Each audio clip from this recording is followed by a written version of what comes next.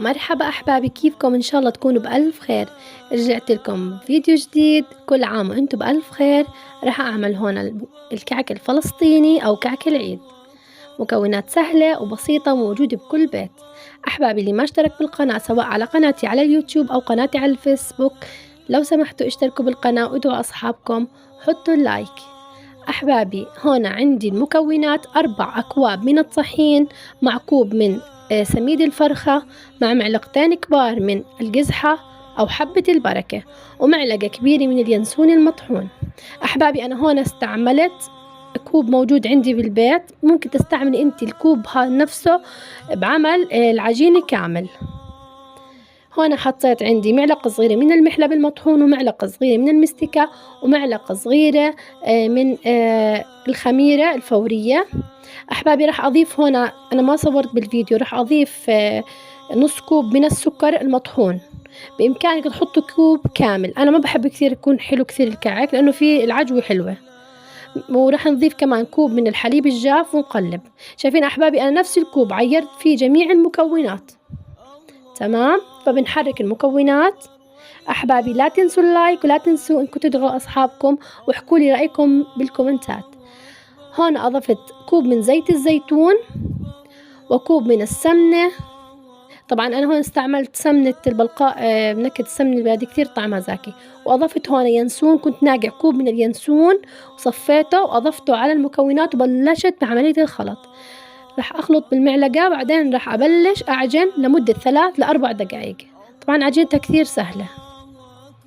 أجواء العيد كثير حلوة مع الكعك، هيك قبل العيد بيوم أو يومين كثير حلوة.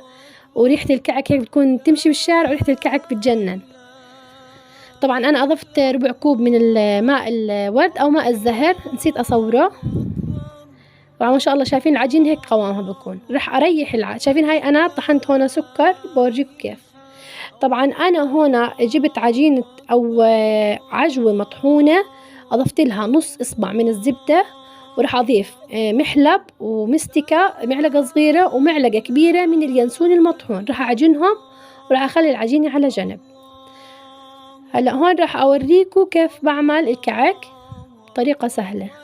طبعا أجواء الكعك كثير حلوة مع الجمعات، إن كونك تجتمع أنت وأهلك أو دار عمك أو قرايبك تقعد تعملي معهم كعك، جد أجواء كثير حلوة.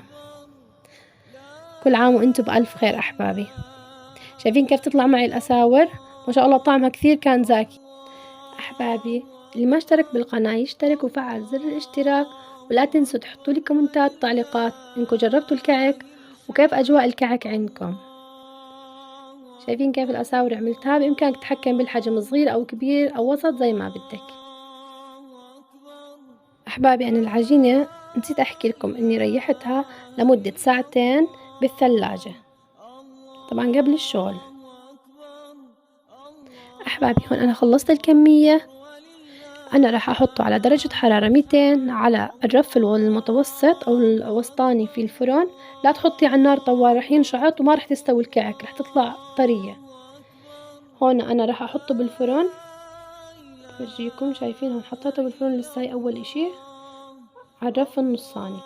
أحبابي هون راح أعمل المقروطة، اسمها مقروطة نفس عجينة الكعك. بنجيب عجينة كبيرة ونحط في وسطها عجوة وبنعملها بهاي الشكل.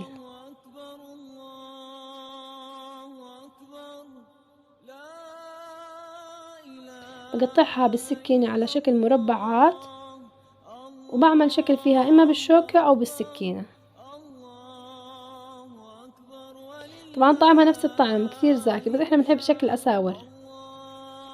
شايفين بعمل بالسكينة هيك أو بعمل بالشوكة حسب ما انتوا بتحبوا. وراح أخبزهم زي الكعك. هون أنا خلصت الكعك. أحبابي اللي ما اشترك بالقناة يشترك وفعل زر الاشتراك.